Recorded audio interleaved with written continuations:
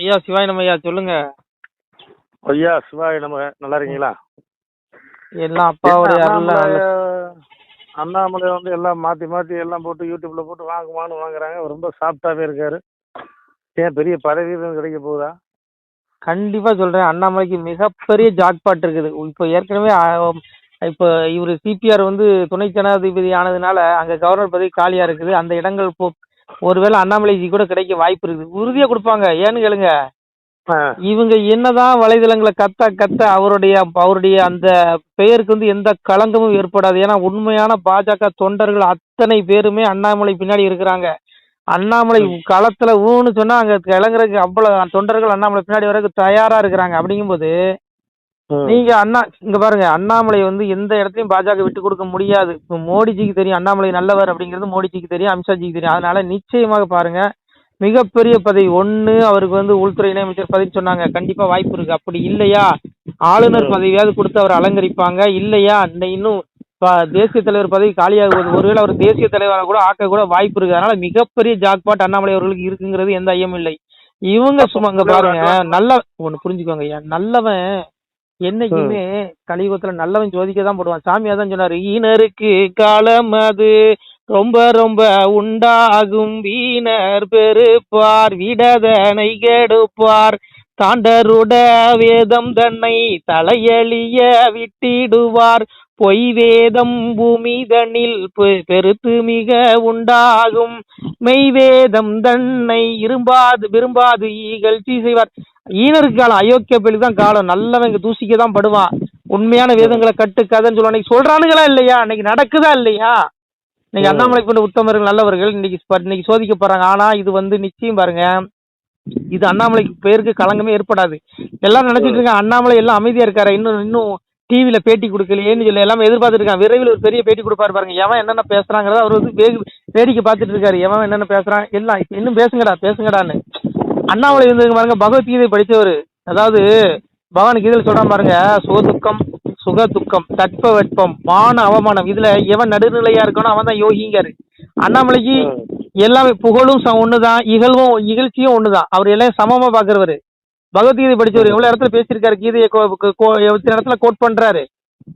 அப்போ நீங்க புரிஞ்சுக்கோங்க ஐயா, அவருக்கு வந்து மிகப்பெரிய ஜாக்பாட், மிகப்பெரிய பதவி இருக்குது. இங்க நல்லவனை தூசிக்க பெரிய தண்டனை இருக்கு. எங்க அப்பா பகவான் சொல்றான், என்னையே கனியா வண்ணம் ஏழையா இருந்த சான்றோர் தன்னையே பழித்தோரெல்லாம் சல்லமது துயரம் கண்டு அந்நீசன் நரகம் தண்ணில் அகப்பட தள்ளி தள்ளி கொன்று நான் சான்றோருக்கு கொடுப்பேன் மேல் பவிசு தானேங்கிறான். சான்றோர்களை சாதுக்களை நல்லவருக்கு மேல் பவிசு, அவனுக்கு இறப்புக்கு மோட்சம் முக்தி நிலையை விட்டு நிலையான வீட்டை கொடுக்குறேன், இந்த துன்பத்துக்குரிய இந்த மண்ணுலகில நான் அவனை பிரிவு செஞ்சு அனுப்புறது இல்லைங்கிறாரு, மேல் பவிசு கொடுக்காரு. அதுபோல இந்த பாரதிய ஜனதா கட்சி மேல் தலைமை வந்து இவருக்கு மேல் பவிசு தான் கொடுக்கும் வழி, அவரை கீழே இறக்க மாட்டாங்க. எல்லாம் நினைச்சிட்டு இருக்காங்க அண்ணாமலை கட்சி விட்டு தூக்கிடுவாங்க, சீக்கிரம் அண்ணாமலை தனி கட்சி ஆரம்பிச்சிருவாரு, அண்ணாமலை அசிங்கப்பட்டுட்டாரு, அண்ணாமலை கேவலப்பட்டாரு நினைச்சிருக்காங்க. ஆடாப்போ அவருக்கு பதவியும் ஒண்ணுதான், பதவி இல்லாம இருக்க ஒண்ணுதான். இந்த சமமா கருதுறவர், பகவத்கீதை படிச்சவர். அதனால அவருக்கு எவனுமே இங்க பாடம் எடுக்கணும்னு அவசியம் இல்லை, எல்லாம் தெரியும். புரியுதா உங்களுக்கு? அவருக்கு ரொம்ப ஞானம் இருக்குங்க. ஏங்க புரிஞ்சுக்கோங்க, அண்ணாமலை அளவுக்கு எந்த தலைவன் இன்னைக்கு தமிழ்நாட்டுல மைக்க பிடிச்சி பேப்பரை சீட்டை பார்க்காம பேச முடியுமா சொல்லுங்க? விஜய் கூட பாருங்க, யாரும் எழுதி கொடுக்கறதான் பேசிட்டு இருக்காரு. அதனால இங்க பாருங்க, அண்ணாமலைக்கு நிகர் அண்ணாமலை தான். இன்னும் ஒருத்தன் பிறந்துதான் வரணுங்க, அவருக்கு நிகரா பிறந்துதான் ஒருத்தன் வரணும். சரியா? கடவுளால் அனுப்பப்பட்ட ஒரு ஆத்மா, புண்ணிய ஆத்மான்னு நான் நினைக்கிறேன். ஏன்னா கீதையிலே பகவான் சொல்றான், பரித்ராணாய சாதுனா விநாசாய சதுஷ்கிருதம் தர்ம சம்ஸ்தாபனாய சம்பாவி விவேகங்கிறான். எப்போதெல்லாம் தர்மத்தின் குறைவும் அதர்மத்தின் ஓங்குதல் ஏற்படுகின்றன அப்போதெல்லாம் நான் சாதுக்களை ரட்சிப்பதற்காகவும் பாவ செயல்புரியும் துஷ்டர்களை அழிப்பதற்காகவும் நான் ஒவ்வொரு யுகந்தரும் அவதரிக்கிறேங்கிறான். அந்த மாதிரி சாமி மனுஷ ரூபத்துல தான் வருவான். சாமியே சொல்றாருல, அஜோஸ்மி சன்னவியாத்மா பூதானா விஸ்வரூபின் பிரகிருதி சுவாமிசாய் சம்மவியாத்மாயாங்கிறாரு. நான் சிவபெருமானாக இருந்தும் கூட என்னுடைய பிரகிருதி, அதாவது என்னுடைய படைக்கும் ஆற்றலை வசப்படுத்தி கொண்டு ஒரு சாதாரண மனிதனை போல வெளியில வரங்கிறாரு. தர்மத்தை காப்பாத்துறதுக்கு எப்படி வராரா? நம்மகிட்டே இருப்பாரு, நம்மகிட்டே பேசிட்டு போவாரு, நம்ம மனசை நினைச்சிட்டு இருப்பானா பகவான் அந்த ரூபத்துல இருப்பான். ஏன்னா அவன் படைக்கிற வசப்படுத்தி கொண்டு இறைவனா வர்றது இல்ல, சிவரூபத்துல வரமாட்டானா, சாதாரண மனுஷ ரூபத்துல வரணும். எங்க போய் நான் இறப்ப வடிவாய் இருந்து கழிதனையும் பரபிரமாமை என்று பக்தி சோதித்தேனா எங்கும் இருந்து எரிப்போம் கழிதனையும் சங்கில இருந்து தான் வளர்ப்பேன் பெறேன். பரபிரமா நான் எங்க இருக்கிறேன்? ஏங்க அவன் இல்லாத இடம் கிடையாதுங்க. புரியுதா உங்களுக்கு? எங்க அப்பா இல்லாத இடமே கிடையாதுங்க. பரமாத்மா எங்க இருக்கிறாங்க? அதான் சாமி சொன்னாரு, வருவோம் நாம் இறப்பன் பரப்பன. இறப்பனை கை கொண்டார் இணையத்தார் மாமுனியே, பரப்பனை கை கொண்டார் பரமியத்தார் மாமுனி. இறப்பன்னா பிச்சை எடுக்கிற குளத்துல வருவாராம் சாமி, இந்த மனிதர்களை சோதிக்க. இந்த பெரிய பெரிய இந்த கார்பரேட் சாமியார் மேல உட்காந்துலாம் இருக்க மாட்டாரு. இந்த போகிகளுங்க, போகிகளை இன்னைக்கு யோகிகள்னு சொல்லிட்டு இருக்கான் நம்ம ஆளு. போகிகளுங்க. சாமியார் யாருங்க? அதான் சாமி சொல்ற, எப்படி வருவாரா எங்க அப்பா சிவபெருமா? எப்படி வருவானா? எப்படி வருவாங்க? வருவோம் நாம் இறப்பன் பரப்பன. இறப்பன இறந்து குடிக்கிறோம். இறந்து குடித்தல் என்றால் தமிழில் பிச்சை எடுத்து உண்பவன் குளத்துல வருவானா. பரப்பனை என்றால் பரதேசம், அதாவது வீடு வாசல் இருக்காது, அங்கங்க மரத்தையில படுத்து கிடப்பான் பிச்சை வாங்கி சாப்பிட்டு. அந்த குளத்துல தான் நான் மனிதர்களை சோதிக்க வருவேங்கிற. ஆனா நம்ம ஆள் என்ன பண்றான்?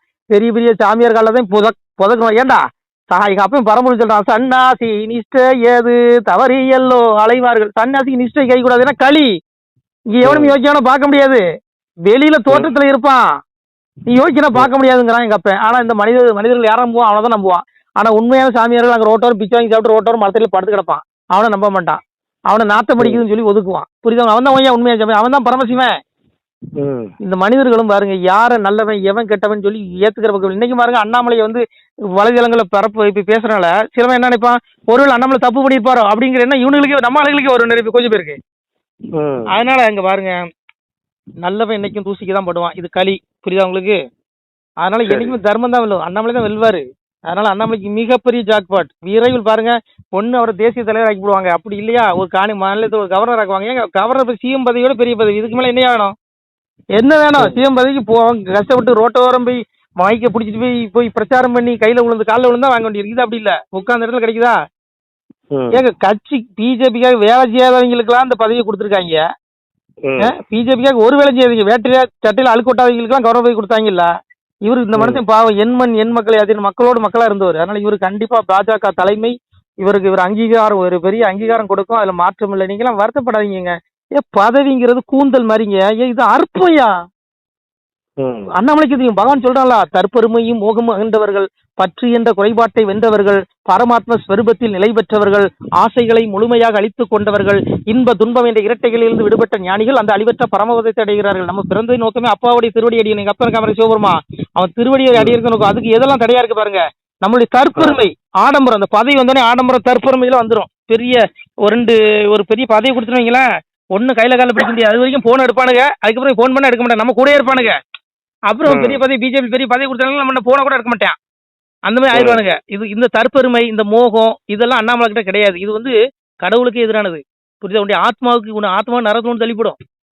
அதனால மனுஷனுக்கு எதிரியே அவனுடைய தற்பெருமை, மோகம், இது எல்லாமே. இந்த ரெண்டும் பதவி வந்துடும். அதை தான் அண்ணாமலை வந்து விரும்புறதே இல்லை. எதையும் பதவி அண்ணாமலைகிட்ட எத்தனை தடவை கூப்பிட்டு கேட்டாங்க, மந்திரி பதவி வேணுமா கேணுன்னு சொன்னாரா? ஏயா அவர் பதவி ஆசைப்பிடிச்சவரா இருந்தா அப்பதே மந்திரி பதவி வாங்கி அழகா ஜாலியா கார்ல போய் அது எஸ்கார்டோட சுத்திட்டு பந்தாவா கிழமை நல்ல சம்பளம், நல்ல தீனி, கொளுத்த தீனி கிடைக்கும். அவர் ஏன் எப்படி கஷ்டப்படும்? வேற போங்கய்யா, வர சொல்லுன்னு சொல்லிட்டு போறட்டு. அண்ணாமலை தர்மம் வெல்லும், தர்மம் வெல்லும். நான் சொல்லல, சாமியே சொல்றாரு, தரடியது அழிந்தாலும் சத்தியம் அழியாதப்பா, சிவகாண்ட தீர்ப்பெழுதி தெரிவித்தேன் என் மகனை. சிவகாண்ட தீர்ப்பு எங்க அப்பன்னு சொல்றான், சிவபெருமான் சொல்றான். இது ரிஷிகள் வார்த்தை இல்ல, முனிவர்கள் வார்த்தை இல்ல, அப்பா சிவனுடைய வார்த்தை. அவன் சொல்றான், தரணி இந்த உலகமே அழிஞ்சாலும் மகனை சத்தியம் அழியாதுங்கிறான். சிவகாண்ட தீர்ப்பெழுதி தெரிவித்தேன் என் மகனை, அப்பா சொல்றான் சிவபெருமான். இது விடுங்க, அற்ப பதவிங்க. எவனோ வச்சு அழுதுட்டு போறாங்க. அப்பாவை தேடுங்க, விடுங்க, இந்த மண்ணலி போடுங்க. இதெல்லாம் என்கிட்ட பேசாங்க தயவு செய்து. நமச்சிவாய். சரிங்க, அட்வான்ஸ் வாழ்த்துக்களுங்க அண்ணாமலைக்கும் உங்களுக்கும். ஏன் அண்ணாமலை கண்டிப்பா சொல்றேங்க, விரைவில் 2 நாள் அறிக்கை வரும் பாருங்க. 2 நாள் அறிக்கை வரும் பாருங்க. கண்டிப்பா பாருங்க, அவர் வந்து கண்டிப்பா நிச்சயமா நடக்கும். பெரிய ஜாக்பாட் இருக்கு. கிடைக்கட்டும். சிவாய நம. திருச்சிட்டம்பலம், தில்லையம்பலம், பொன்னம்பலம். சிவாய நம. உறவுகளே, சிவ அன்பர்களே, தற்போது தாங்கள் இந்த வீடியோவில் பார்க்கக்கூடிய இடத்துல ஒரு சிவாலய திருப்பணி ஒன்று நடந்து கொண்டிருக்கிறது. இந்த இடத்துல பார்த்தீங்கன்னா முன்பு ஒரு காலத்தில் வந்து ஒரு சிவாலயம் இருந்திருக்குது. அதாவது இந்த ஏரியா வந்து இப்போ வந்து ஒரு தென்னை மரங்கள், பனை மரங்கள் சூழ்ந்த காடாக இருக்கிறது. முன்பு ஒரு காலத்தில் இங்கே ஒரு ஊர் இருந்ததாக சொல்கிறாங்க. ஆனால் இப்போது சுற்று வட்டாரத்தில் 5 கிலோமீட்டர் சுற்றுலாவில் ஊரே கிடையாது, காடு. இப்போ இந்த இடத்துல ஒரு சிவாலயம் வந்து அமையிருக்கிறது. இந்த சிவாலயத்தில் வந்து இருந்த அந்த சாமியுடைய திருமணியை வந்து எடுத்து வச்சிட்டோம். திருப்பணி முடிஞ்சதுக்கப்புறம் பிரதிஷ்டை பண்ண இருக்கிற உறவுகளே, தற்போது இந்த வீடியோ பார்க்கக்கூடிய உறவுகள் தங்களால் முடிந்தால் ஒரு சின்ன உதவி செஞ்சு கொடுங்க. எங்கள் இடத்துல பொருளாதாரம் இல்லை, அதனால் பார்த்திங்கன்னா அந்த வேலையெல்லாம் அப்படியே நின்று போச்சு. பாருங்கள், இந்த அப்படியே பாதியிலே நிற்கிது இந்த சிவாலய திருப்பணி வந்து. பக்த கோடிகள், அன்பு உள்ளங்கள், தயவுசெய்து நீங்கள் உதவி செய்ய விருப்பமுள்ள உறவுகள் உதவுங்க. உங்களுக்கு கோடி புண்ணியம் கிடைக்கும். இந்த சாமியோடைய அருள் அனுகிரகம் உங்களுக்கு கண்டிப்பாக கிடைக்கும். இது வந்து ஒரு புகழ்பெற்ற சிவாலயம் கூட சொல்லலாம். சாமியோட திருமேனி எடுத்து வச்சிட்டோம். இந்த இடத்துல பார்த்திங்கன்னா ஒரு வாசி தண்டம் இருக்குது. அந்த காலத்தில் ஒரு முனிவர் யாரோ தவம் செஞ்சுருக்காங்க. அவங்களுடைய வாசி தண்டம் அவர் திருக்கரங்களால் எழுதின ஓலைச்சுவடி கூட இன்றும் இருக்குது, இன்னும் பாதுகாக்கப்பட்டு வருது. அது கோயில் திருப்பணி முடிஞ்சதுமே அதையும் நாங்கள் அந்த வழிபாட்டுக்கு வச்சுடுவோம். இந்த சிவாலய திருப்பணி வந்து சாமி திருநாமம் வந்து முக்தீஸ்வரர் அப்படிங்கிற திருநாமத்தில் வழங்குறாரு. நெல்லை மாவட்டம் நாங்குநேரி தாலுகாவில் இந்த சிவாலயம் அமைய இருக்கிறது உறவுகளே. இந்த வீடியோ பார்க்கக்கூடியவங்க ஒரு 2 பேருக்காவது கொஞ்சம் ஷேர் பண்ணுங்கள். இந்த வீடியோ பார்க்கக்கூடிய யாராவது ஒரு சின்ன உதவி செஞ்சால் இந்த ஆலய திருப்பணி வந்து கண்டிப்பாக நாங்கள் வெற்றிகரமாக முடிச்சுடுவோம். பாருங்கள், அந்த வேலை எல்லாமே அப்படியே நிற்கிது. கல்லெல்லாம் இறக்கி போட்டிருக்கோம். இன்னும் நிறைய கற்கள் தேவைப்படுது. சுவாமியோடைய அந்த திருக்கோபுரம் பார்த்திங்கன்னா லிங்க வடிவிலே அமைக்க இருக்கிறோம். உதவுங்கள் உறவுகளே. உங்களுக்கு அப்பா சிவபெருமானுடைய அருள் நிச்சயம் கிடைக்கும். எம்பெருமான் சொல்வான், வாழுவீர் தாழ்வில்லாமல் மக்களும் கிளைகள் கொஞ்சி நாளுமே மகிழ்ச்சி கூர்ந்து நலமுடன் வாழும்போது நீளுமே எனது செங்கோல் நீதியும் நெறிபோல் வந்து ஆளுமே உங்கள் தன்னை அன்புடன் அலையாவண்ணம். உங்களை எம்பெருமானுடைய அப்பாவுடைய திருவாசகத்தாலேயே வாழ்த்துறோம் உறவுகளே. ஆணுடன் பெண்ணும் பெற்று அதிகமாய் செல்வமாகி தானுடன் நினைவுமுற்று தர்மமும் நெறியும் கற்று வேணும் நீள் காலமெல்லாம் வெள்ளியர் உடனே வாழ்ந்து போனுதல் கமலநாதன் பொற்பதம் பெற்று வாழ்வீர். அந்த ஈசனுடைய பொற்பதம் நிச்சயம் கிடைக்கும். உங்களுக்கு இகத்திலும் சுகம், பரத்திலும் சுகம். உங்களுடைய கர்ம வினைகள் மன்னிக்கப்பட்டு உங்களுக்கு நிச்சயம் மோட்ச வீடு கிடைக்கும். இகத்தில் பூரண ஆயுளுடன் நோய் நொடி இல்லாமல் வாழ்ந்து நீங்கள் பரவாழ்வும் பெறுவீர்கள் உறவுகளே. மக்களே, நீங்கள் எல்லாம் வாழ்பொன்னம் பதியிற் சென்று முக்கியமான யுகநில மதிலே தன்னால் கக்கிய பொன்கள் ஸ்வர்ணம் கைமணம் குளிர அன்னம் பொக்கிஷம் நிறைய வைத்து புகழ உண்டு இனிதாய் வாழ்வீர். இந்த இகவாழ்வும் பரவாழ்வும் உங்களுக்கு சுகப்பட அப்பன் ஈசனர்களால் வாழ்த்துகிறோம். இந்த திருப்பணிக்கு உதவி செய்ய ஒரு ஜிபே எண் சொல்கிறோம். இந்த எண்ணில் நீங்கள் உதவலாம். நீங்கள் இந்த எண்ணிலேயே நீங்கள் தொடர்பு கொள்ளலாம். ஜிபே, ஃபோன்பே, வாட்ஸ்அப் எல்லாம் இந்த நம்பர் தான். 93 85 44 31 06 93 85 44 31 06. இந்த எண்ணில் நீங்கள் உதவலாம், தொடர்பும் கொள்ளலாம். வாட்ஸ்அப்பு இந்த எண்ணு தான், ஜிபே இந்த எண்ணு தான் உறவுகளே. முடிந்தளவுக்கு 2 பேருக்காக ஷேர் பண்ணுங்கள். இந்த வீடியோ பார்க்கக்கூடிய யாராவது ஒருத்தர் சின்ன உதவி, நீங்கள் வந்து பெரிய அளவில் செய்யணும் கூட, நீங்கள் ₹1 நீங்கள் தந்தாலும் மனசார வேண்டி ஏற்றுக்கிறோம் உறவுகளே. உதவுங்கள். முடிஞ்ச அளவுக்கு கொஞ்சம் ஷேர் பண்ணுங்கள். நன்றி. சிவாய நம. திருச்சிற்றம்பலம், தில்லையம்பலம், பொன்னம்பலம். உறவுகளே, நம்ம இந்த இடத்துல வாழ்ந்து மறைந்த ஒரு சித்த மகாபுருஷர் பயன்படுத்திய பல 100 ஆண்டுகளுக்கு முன்பு உள்ள வாசி தண்டம் ஒரு சித்த மகாபுருஷர் பயன்படுத்தியது. அவர் திருக்கரங்களால் எழுதிய அந்த ஓலைச்சுவடி கூட பாருங்கள், இன்னும் பாதுகாக்கப்பட்டு வருது. இந்த சிவாலயம், நம்முடைய அந்த சிவாலய திருப்பணி முடிந்ததுமே எம்பெருமான் அவர் எழுதிய அந்த சிவனை பற்றி புகழ்ந்து எழுதிய அந்த பாடல் வரிகள் இதில் இருக்குது. இந்த வாசி தண்டம் அவர் பிரதிஷ்டை செய்த அந்த லிங்க திருமேனியையும் இந்த இடத்துல நாம் இந்த ஆலயம் கட்டி நாம் பிரதிஷ்டை செய்திருக்கிறோம். அனைவரும் இந்த ஆலய பிரதிஷ்டைக்கு கண்டிப்பாக வரணும். முடிஞ்ச அளவுக்கு இந்த வீடியோ பார்க்குறவங்க உதவி பண்ணுங்கள் உறவுகளை. பொருளாதாரம் இல்லாமல் திருப்பணி நின்று போச்சு. முடிஞ்ச அளவுக்கு ஷேர் பண்ணுங்கள், உதவுங்க. நன்றி. நம சிவாய. திருச்சிற்றம்பலம், தில்லையம்பலம், பொன்னம்பலம். இந்த புண்ணிய பலம் தங்களுக்கு உடான கூடிய வரும் உறவுகளை. நம சிவாய.